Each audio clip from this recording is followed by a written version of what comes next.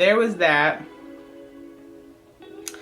And then, sorry, this is like really hard for me to talk about.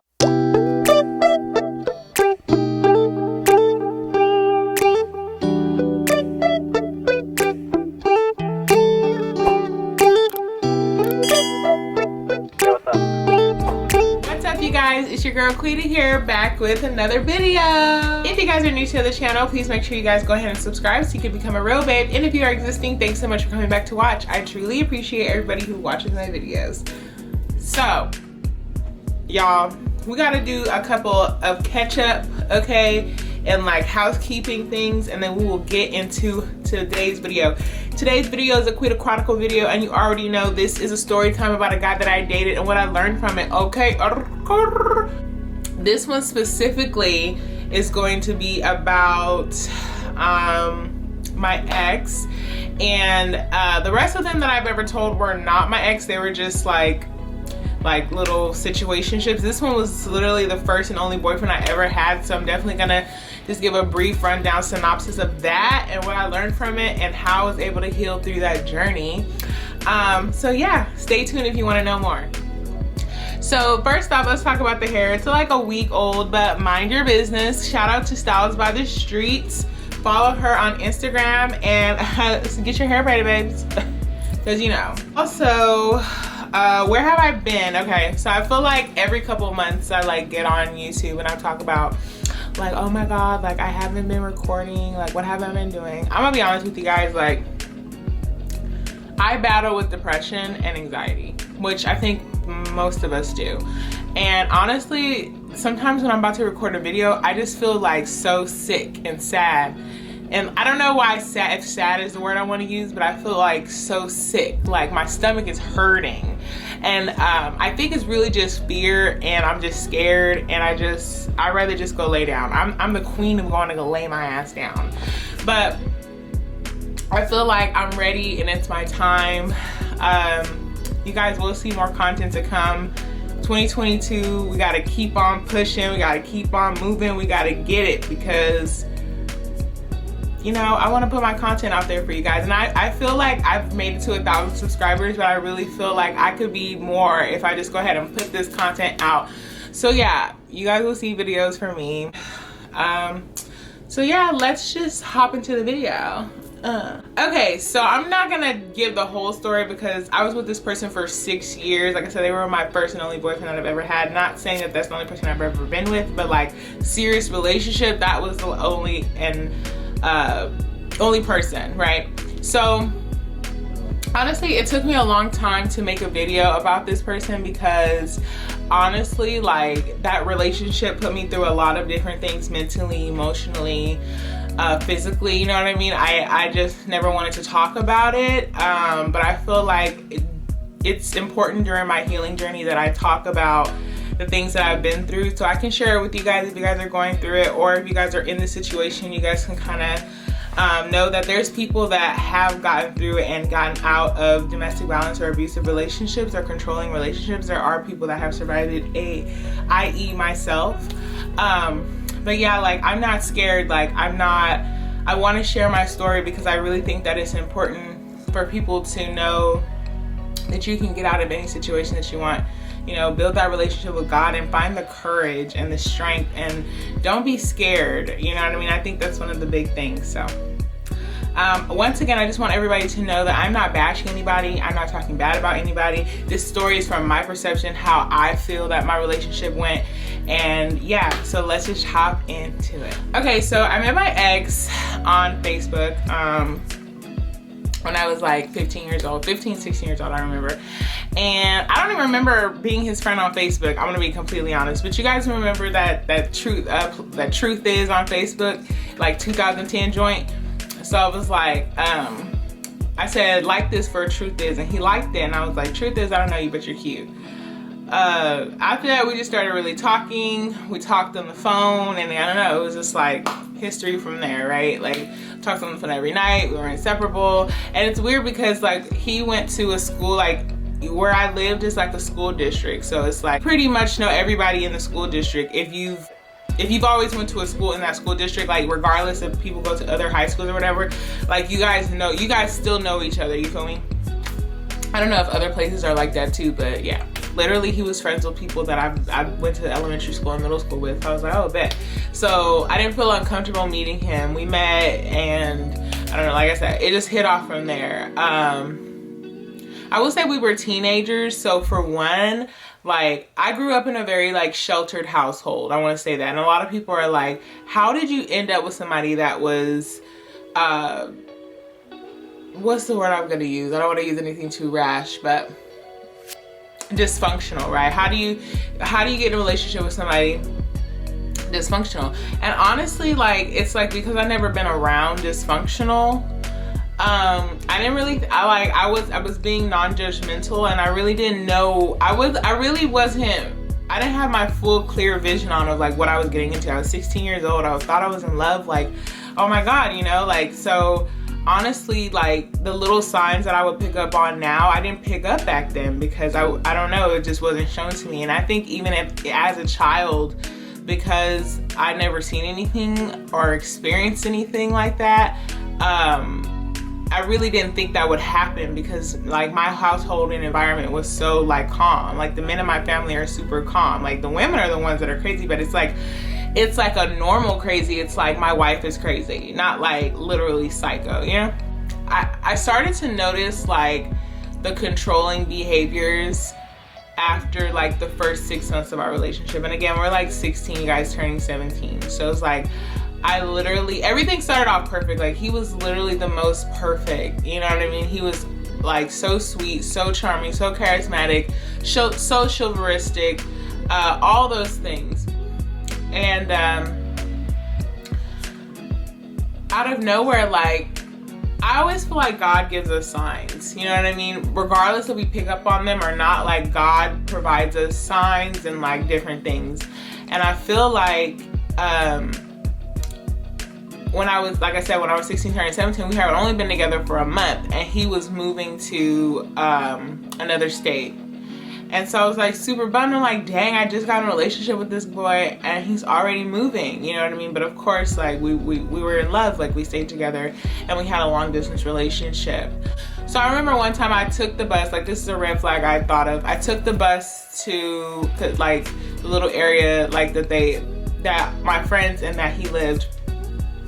And he was like upset that I wasn't hanging out with him. And you know, back then I just thought like, oh, my boyfriend misses me, you know. But now thinking back of it, that, you know, it's always, I think I've said this in another video, like relationships they don't start off with them like talking to you badly. It starts off with like being mad at you, punishing you for not doing what they wanted, right? So there was that. And then, sorry, this is like really hard for me to talk about because I literally don't really talk about the situation. Only like my close friends and stuff kind of know like the things that I've been through personally. So it's just kind of hard for me to get out. So I apologize. So I noticed a change in about 6 months mark. He started calling me out of my name. And he wasn't as sweet as he used to be. But of course, like, that's just my boyfriend. I'm in love and I'm gonna work it out with him, like, no matter what. He apologized, he was sorry. And I feel like my first sign from God is when he moved out of state. Like, I should have taken that as like, okay, move on. But of course I didn't. And I stayed with him, and like I said, we did a long distance relationship. I had to put that in there. I feel like that was the first sign. We did the long distance relationship, like I said, and like he would come visit or stay at like one of his family's house, and I would go visit or whatever the case may be. I got with him in my junior year, and my senior year is when I was going to like winter formal and different stuff like that. And when I went to winter formal, like he just like guilt tripped me the whole time. Like, you shouldn't go to winter formal, like da da da. I had to call him every hour. Somebody at the dance was watching me. Like, that's what he had told me or whatever. So it was like, I was so scared. Like, looking back, I'm like, you don't have anybody watching me, so shut up. Like, fast forward, we were together for a year, and he just like broke up with me out of nowhere and got with this random girl that lived in his city. Again, we lived in 2 different states, and we were both in our senior year. We did go to prom together and all of that, but yeah, so we broke up. He got with this girl that lived in his state. And honestly, I feel like that was the second red flag. The second moment God tried to get me to like get out and get away from him, but I didn't listen. I loved him. I will say for 4 months, like after high school, we weren't together, and I was like living my life, and I was happy, but like, you know, like I did miss him and I did love him. And so when he came back, I took him back after 4 months of us not being together. And the second time we got together, at this time we're not in high school, it was like worse than the first round of our relationship. He was super controlling, super like, I don't know, it was just different. It was like, everything was a fight. Everything was this. He moved from where he was staying back to California, because that's where originally from. And when he moved back, it was like the worst. Like I couldn't talk to any guys. I couldn't wear any body spray. Like, you know, and it's crazy that I went through this and I still like stayed with him, but it's like at that time, like I said, you're blinded and you don't understand. My friend was with me, and I had like, he was like being mean or whatever, so I don't know. So me and my friend decided to walk around the block, and I wouldn't answer the phone because he was literally just being mean to me. And he was like, he had his, like, I came up and he was like, come here, like, come here. And his eyes were red, and I'm like, no, I'm not gonna come here, like, no. He goes, because I was staying at his aunt's house at the time, and he goes and dumps all of my stuff out in the street, and like all his family's outside. It was just like a super embarrassing moment, and I took him back the next day. And I feel like that was the third red flag that God told me to like leave him alone. So we had when he moved, when we broke up, and when he threw all my stuff in the street, right? So then he decides he moves to another state, and at this time I'm like, oh my God, like, you know, like the love of my life is leaving, and you know, I didn't want to be left, even though I think this is the fourth red flag God gave me to like not be with him anymore. I still stayed with him, and then the relationship got even worse when we moved to another state. So me and him, I was 19 years old, I upped and moved with the love of my life to another state, had nothing, okay? No money, no job, no car, nothing. And I feel like me moving to that state was like, I'm gonna say we lived in Arkansas. I definitely grew up a lot and I learned a lot, but I feel like that was the second most traumatic place in our relationship. We lived there for about 2 years, and then we moved to Vegas, and I lived there for 3 years. We ended up breaking up in Vegas. And I will say that the Vegas experience, I will say like it was pretty bad as well. I think all aspects of the relationship were bad. I think they were just bad in different ways. Like the controllingness, like how I was controlled. It was more like I better know instead of him telling me. Like if I don't know, I should know by now. I'm not gonna go into the details about the different little things that happened, just because it's like, you know, maybe a story time for another day, but I really am like healing from it. And I was with him for 6 years, so 16 to 22. And when we did break up, I will say this, the way that we broke up, I don't regret how it was. Basically, I had this friend that I was talking to, and like honestly, I did like them. I did like them more than a friend. I did have a boyfriend, and I will say like I took accountability for talking to someone while I was in a relationship, but I don't feel bad for that being the reason that we broke up. And that was the time I took the chance, and I didn't skip the chance, because if I would have stayed with him, so basically what happened, so I don't skip over it, is I met this person, I used to work with them, and I don't know, like I just liked them. Like I didn't do anything physical with them, because I told them like, hey, I'm 2 weeks away from getting married. Like we were engaged too. I'm 2 weeks away from getting married, and I just, you know, can't do that. But like I love the way that they were interested in me, the way they like to hear the things I like to do and stuff like that. Because you know, in our relationship, it was always about him, what he liked, what he wanted. It was really nothing about me. I made a lot of sacrifices, but I don't blame anybody but myself, because no one told me to do it. You know what I mean? I did it because I thought that this was love, and I loved him. So that's how we broke up, because he caught us talking outside. Like he just, you know, I couldn't talk to anybody, and I had a time frame that I had to be home. It was just a hot mess, you guys.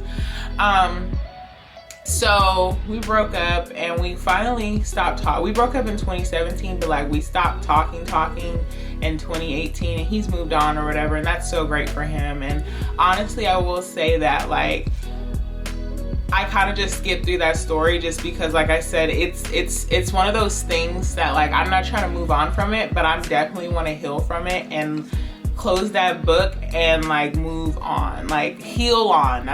It triggered a lot of things that I never realized until like last year when I went through something like really deep and I got like really depressed. Like I really found out who I was, and my eyes really started to open up to a new realm. Like it was like God needed me to go through that so that I can heal, so that he can place me where he needs to place me in my life.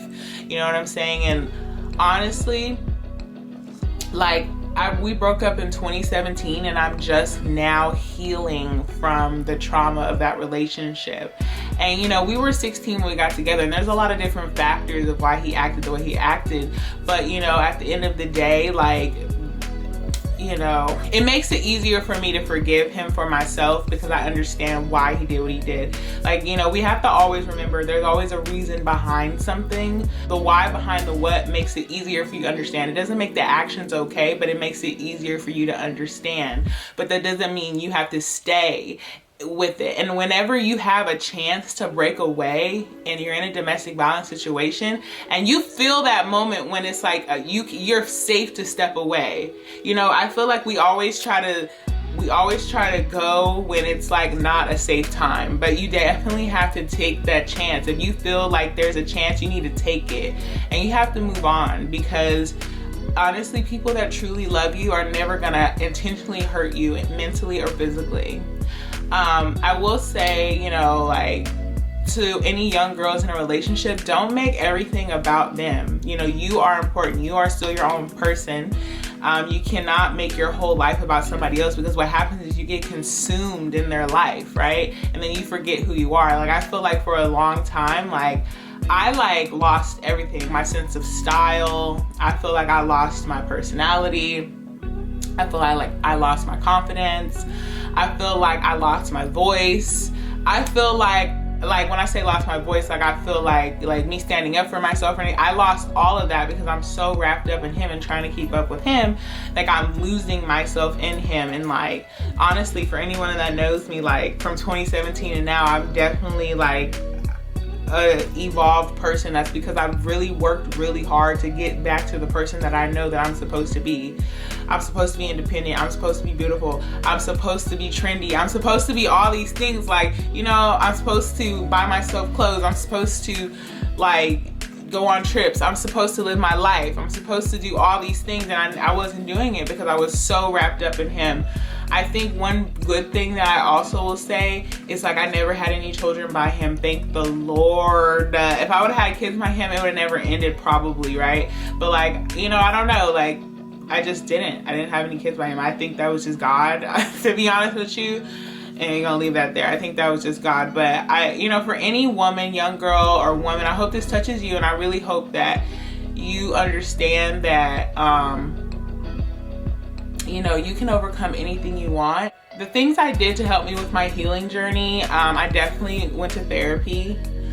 I think therapy is such a great way to talk about your trauma. So that's just something I really wanted to share with you guys, that I definitely went through a domestic violence, abusive, controlling relationship, and you can definitely overcome it. Like I said, if you feel those moments that you can get away, like you need to do it. Like mine's just so happened that, you know, he caught me outside talking to somebody, and like, you know, I just took that chance to like end the relationship because I knew that was a safe exit. It definitely was a terrible breakup. It was definitely a traumatic breakup. It was definitely a scary breakup, but I made it, and that's all to the glory of God.